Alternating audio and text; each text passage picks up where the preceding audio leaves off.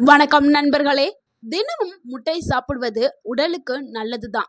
ஏன்னா அதுல புரதச்சத்து, விட்டமின் B12, விட்டமின் D, கோலின் போன்ற முக்கியமான சத்துக்கள் நிறைந்த ஒரு சூப்பரான உணவா முட்டை இருக்குது. ஆனா முட்டையுடன் எந்த உணவை சேர்த்து சாப்பிடலாம், இல்லைன்னா எந்த உணவை சாப்பிடக்கூடாது? சில உணவுகளை நம்ம முட்டையுடன் சேர்த்து சாப்பிடும்போது சிலருக்கு செரிமான கோளாறு, வயிறு உப்பசம், வாய்வு, அலர்ஜி மற்றும் சிலருக்கு வெண்புள்ளிகள், சிலருக்கு கடுமையான பாதிப்புகளும் ஏற்படுறதுக்கு வாய்ப்பு இருக்குது. ஆனா இது எல்லாருக்குமே ஒரே மாதிரியான பாதிப்பை ஏற்படுத்தாது. சிலருக்கு பாதிப்பை ஏற்படுத்தும், சிலருக்கு பாதிப்பை ஏற்படுத்தாது. இருந்தாலும் வருமுன் காப்போம் அப்படிங்கிறதுக்காக தான் இந்த ஒரு வீடியோ. நம்ம வர்றதுக்கு முன்னாடி நம்ம அதை தவிர்க்கிறது ரொம்பவே நல்லது அல்லவா?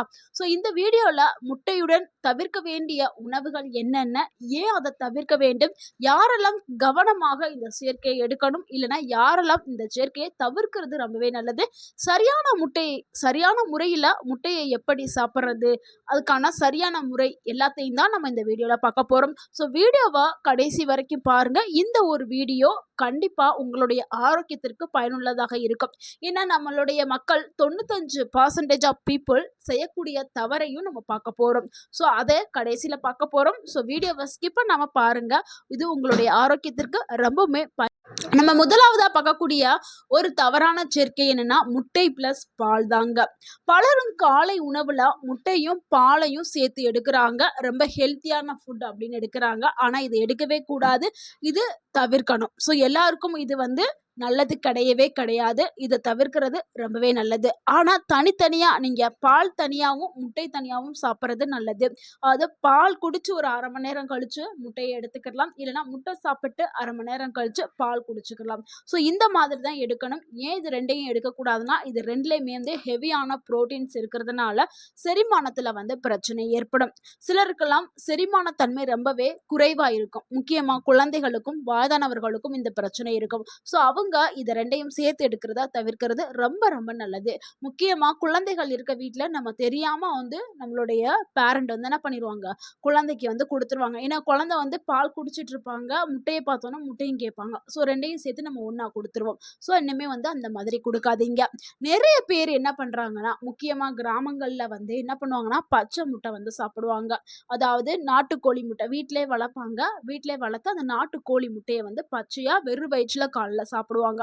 ஸோ நம்ம முன்னோர்கள் நிறைய பேர் இந்த மாதிரி தான் சாப்பிட்டுட்டு வந்தாங்க. அது அப்ப இருந்த உணவு பழக்கம் வேற, இப்ப இருக்கிறது வேற. ஸோ இப்ப எல்லாமே என்ன ஆச்சு, எல்லாமே கெமிக்கல் உலகம் ஆகி போச்சு. ஸோ இப்ப நீங்க அந்த மாதிரி குடிக்கிறத தவிர்க்கணும். நாட்டுக்கோழி முட்டையா இருந்தாலும் சரி, இல்ல கடையில வாங்கக்கூடிய பிராய்லர் முட்டையா இருந்தாலும் சரி, ரெண்டையுமே பச்சையா சாப்பிட்றத தவிர்க்கணும். நிறைய பேர் என்ன பண்ணுவாங்கன்னா உடல் எடையை அதிகரிக்கணும் அப்படின்னு சொல்லிட்டு பாலை காய வச்சு அந்த பாலில் பச்சை முட்டைய அதில் போட்டு அதை அடித்து குடுப்பாங்க. நானே நிறைய பார்த்துருக்கேன். ஸோ அப்பெல்லாம் குடிக்கவே கூடாது. அப்படி குடிக்கிறதுனால என்ன ஆகும்னா, பச்சை முட்டையில இருக்கக்கூடிய அந்த சாலமன் பாக்டீரியா இருக்கும் பச்சை முட்டையில.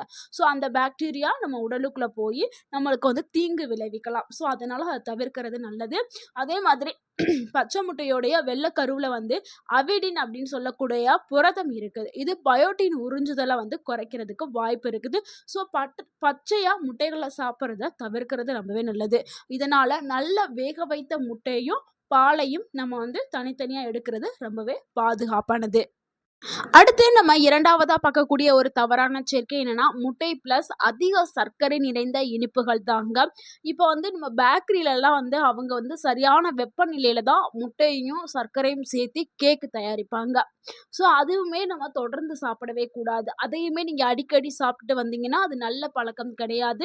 ஏன்னா அதனால என்ன ஆகும்னா கலோரி அதிகமாகும், ரத்த சர்க்கரை வேகமாவே உயர ஆரம்பிக்கும், உடல் எடை ஆரோக்கியமற்ற உடல் எடை உங்க உடலுக்கு கிடைக்க ஆரம்பிக்கும். ஸோ உடல் எடை அதிகரிக்கும். அதாவது ஆரோக்கியம் இல்லாத ஒரு உடல் எடை அதிகரிக்கும், ஒபிசிட்டி வர ஆரம்பிக்கும், கொழுப்பு உடல்ல அதிகமாக சேர ஆரம்பிக்கும். ஸோ முட்டையும் கேக்கும் சாப்பிட்றது நல்லது தானே அப்படின்னு நிறைய பேர் கேட்குறீங்க.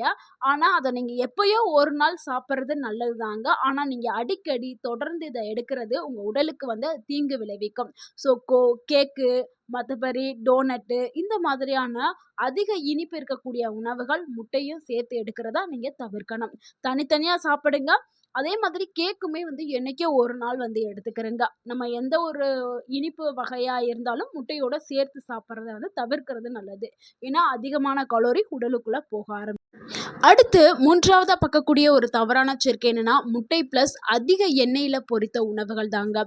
முட்டை கூட பஜ்ஜி, வடை, சிப்ஸு, பிரெஞ்ச் ஃப்ரைட் ரைஸு இதெல்லாம் அடிக்கடி சாப்பிட்டுட்டு வந்தா என்ன ஆகும்னா, அதிகமான கொழுப்பு மற்றும் கலோரி அதிகமாயிரும். இதனால உடலுக்கு செரிமான சிரமம் ஏற்படும். செரிக்கிறதுல பிரச்சனை ஏற்பட ஆரம்பிக்கும். உடல் எடை வந்து அதிகரிக்கும். இதயம் சார்ந்த பிரச்சனைகள், அ இதயம் இதயம் சார்ந்த நோய்கள் இதெல்லாம் வர்றதுக்கு இது வாய்ப்புகள அதிகப்படுத்தும். ஸோ, அதனால முட்டை கூட இந்த ஆயில்ல பொரித்த உணவுகள தவிர்க்கிறது ரொம்ப ரொம்ப நல்லது. அடுத்து 4வதா பார்க்கக்கூடிய ஒரு தவறான சேர்க்கை என்னன்னா, முட்டை பிளஸ் அதிக அளவுல பதப்படுத்தப்பட்ட இறைச்சி தாங்க. ஃபார் எக்ஸாம்பிள் சாஸே, பெக்கான், சாலமி இது எல்லாத்துலயுமே என்ன இருக்கும்னா, அதிக அளவுல உப்பும், அதிக அளவுல சோடியமும் போட்டிருப்பாங்க. ஏன்னா இது ப்ராசஸ்ட் பண்ண ஃபுட்டு. ஸோ இது வந்து நீங்க முட்டை கூட இத நீங்க அடிக்கடி சாப்பிட்டுட்டு வந்தீங்கன்னா, சோடியம் அளவு உங்க உடல்ல அதிகமா உயர ஆரம்பிக்கும். ஸோ இது வந்து உங்களுடைய இதயத்திற்கு நல்லதே கிடையாது. ஸோ இதனால உங்களுடைய இதயம் வேகமாவே பாதிக்கப்பட்டு, இதய நோய் வர்றதற்கான வாய்ப்பு அதிகமா இருக்குது. ஸோ எப்பவுமே வேக வைத்த முட்டை கூட நீங்க காய்கறிகள சேர்த்து சாப்பிடுறது தான் ரொம்ப ரொம்ப நல்லது. ஸோ இந்த மாதிரியான உணவுகள தவிர்க்கிறது அடுத்து 5வதா பார்க்கக்கூடிய ஒரு தவறான சேர்க்கை என்னன்னா, முட்டை பிளஸ் அதிக காஃபி குடிக்கிறதாங்க. சிலர் காலையில 2 முட்டை அல்லது 3 முட்டை, 1 கப் காப்பி இதத்தான் வந்து குடிக்கிறாங்க. ஸோ காலை உணவாவே இத எடுத்துக்கிறாங்க.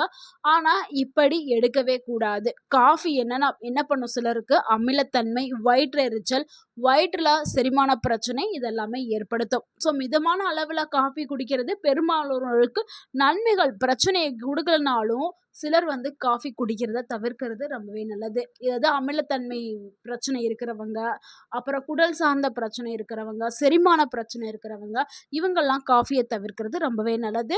முட்டைய மட்டும் சாப்பிடுறது ரொம்பவே நல்லது. அடுத்து நம்ம 6வதா பார்க்கக்கூடிய ஒரு தவறான சேர்க்கை என்னன்னா, முட்டை பிளஸ் மதுபானம் தாங்க. முட்டை சாப்பிட்ட உடனேயோ அல்லது அது கூடவே மதுபானம் அருந்துவது உடல் நலத்திற்கு நல்லதே கிடையாது. நிறைய மது பிரியர்கள் என்ன பண்ணுவாங்கன்னா, மது அருந்தும்போது ஆம்லெட் பக்கத்துல வச்சுட்டு தான் சாப்பிடவே செய்வாங்க. ஸோ அப்படிலாம் சாப்பிடவே கூடாது. அப்படி சாப்பிட்டீங்கன்னா, கல்லீரலுக்கு வந்து கூடுதலான சுமைய வந்து இது ஏற்படுத்தும். செரிமானத்துல பாதிப்பு ஏற்படும். ஆரோக்கியமான உணவு பழக்கத்த இது குறைக்கிறதுக்கு ஒரு காரணமா அமைஞ்சிரும். ஸோ உங்க உடல ஆரோக்கியமற்றதா மாக்குறதுக்கு முட்டை பிளஸ் மதுபானம் இருக்குது. ஸோ இன்னமே நீங்க இத தவிர்க்கிறது ரொம்பவே நல்லது. அடுத்து நம்ம 7வதா பார்க்கக்கூடிய ஒரு தவறான சேர்க்கை என்னன்னா, முட்டை பிளஸ் அலர்ஜி தரக்கூடிய உணவுகள். முட்டை அலர்ஜி இருக்கிறவங்க இறாலு, நண்டு, சில கடல் வகையான உணவுகள சேர்த்து எடுக்கும்போது அலர்ஜி ஆனா நிறையாவே வர்றதுக்கான வாய்ப்பு இருக்குது. ஸோ அது சிலருக்கு சில அறிகுறிகள்லாம் காட்டும்.